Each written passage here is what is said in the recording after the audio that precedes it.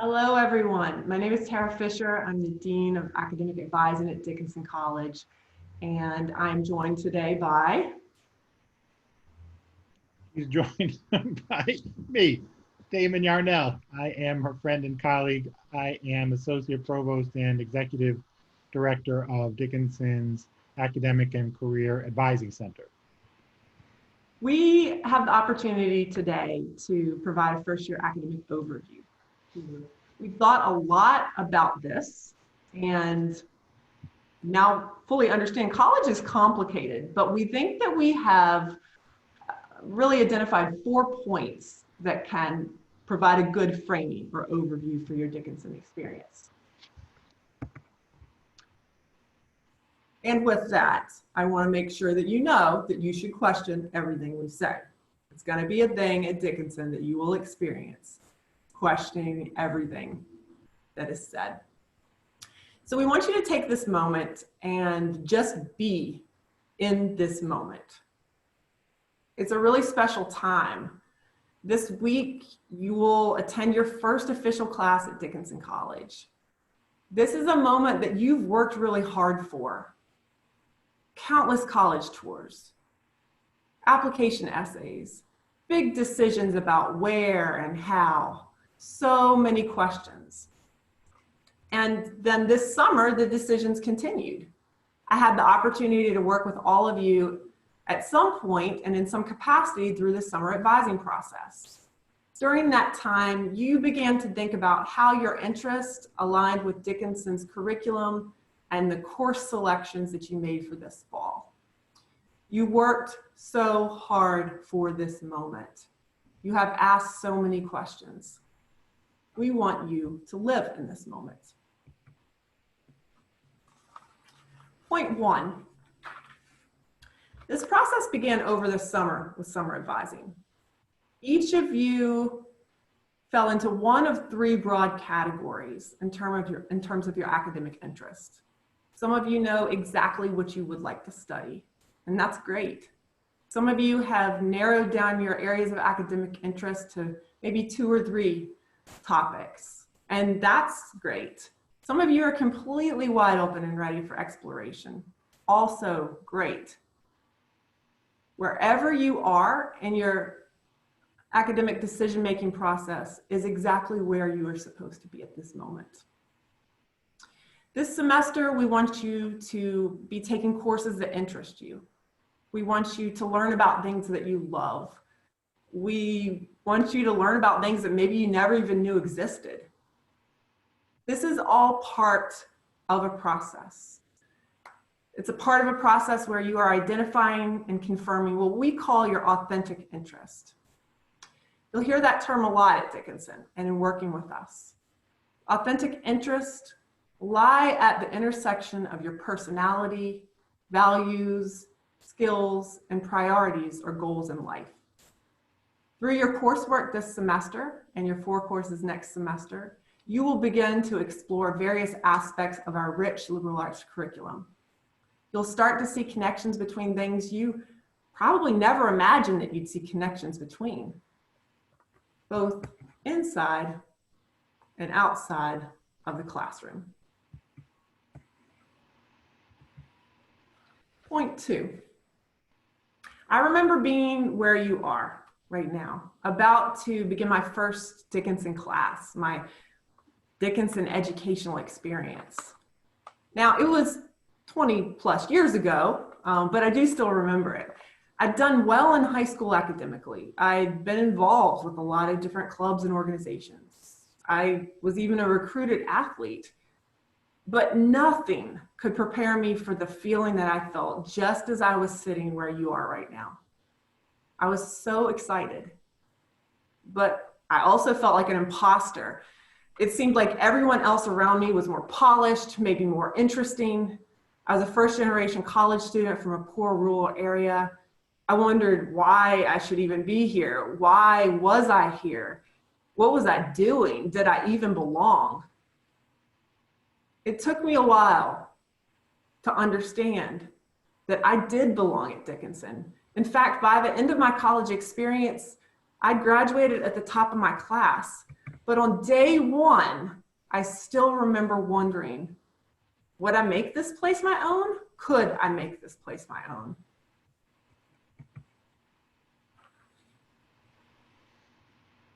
Point 3. This moment has been years in the making. Our admissions team started with 6,000 applicants to bring together a class of 600 students. And that in that process, their goal was to identify the most dynamic, accomplished, diverse, creative, interesting people they could find across the United States and around the world, to bring them eventually to Dickinson as members of the first year class. And this means you.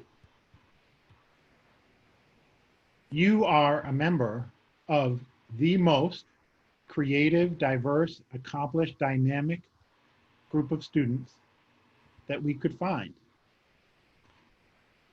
And this is an enormous opportunity. You may never again encounter a moment when an institution worked as diligently and with as much intention as we have to bring together a group of people with a shared purpose, which is you. A shared purpose, which is you, your education, your advancement, your development, and ultimately your ability to pursue your goals. So the biggest favor that Dickinson has done so far is to bring together our community of inquiry. This doesn't end with the student body. When we advertise a position on the faculty, when we are looking for a new professor, we regularly get 200, 300, 400 or more applications for a single position. 400 or more PhDs are competing to have the opportunity to join you at Dickinson. Likewise, our staff. Our staff regularly chooses from among pools of 100 or more applicants, qualified experts and professionals who want the privilege of joining you here at Dickinson. So why is this so important?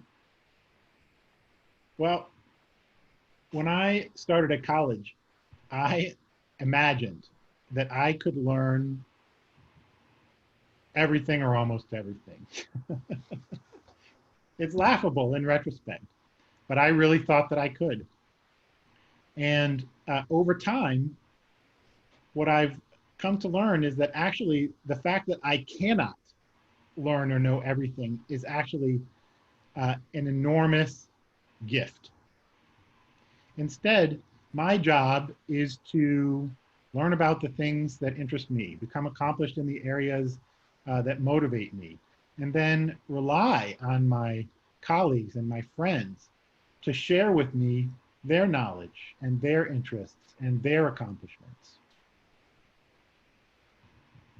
And so through diversity, through a variety of perspectives, through a variety of interests and backgrounds, we can create a shared experience that far surpasses anything we could do on our own. Point 4. This is incredibly important. As you get to know one another, I encourage you to ask, why are you here? Why did you choose Dickinson? Why did you choose to attend college? And I guarantee you that you will encounter a variety of answers. And this is also enormously positive. Students don't go to college for the same reason in 2020 Students in 2020 don't go as a group to college for the same reasons that students did in 2000, much less in 1980 or 1970. And the variety is individual. The variety also reflects diversity in background, in socioeconomic status, in national background. Where are you from? Whether your family went to college or not, and other features of your identity. There's no wrong reason for being here. And if you're not sure exactly why you're here, that's also good and healthy, as long as you're honest and as long as you seek answers. Over time, I predict many of you will find that your reasons for being in college will change. And 5 years after you graduate, and I'm already thinking about your graduation. 5 years after you graduate, I can just about guarantee that you will recognize value that you derive from the experience that you didn't recognize in real time or expect when you started. So there's no wrong reason for being here. I encourage you to have honest conversations about your goals and purpose, not only with first-year students, but with upper-level students, with your professors, and even with our team in career and academic advising, right?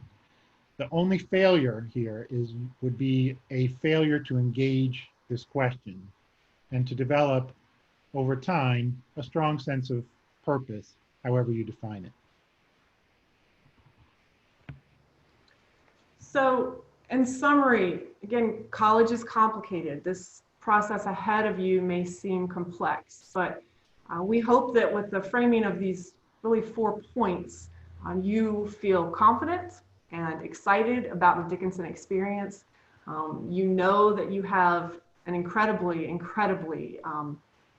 rich and diverse group of people who are standing behind you and beside you, even if from far at this moment. But we want you to know that through this entire process, we would really encourage you to make the most of these points and to think about why you're here.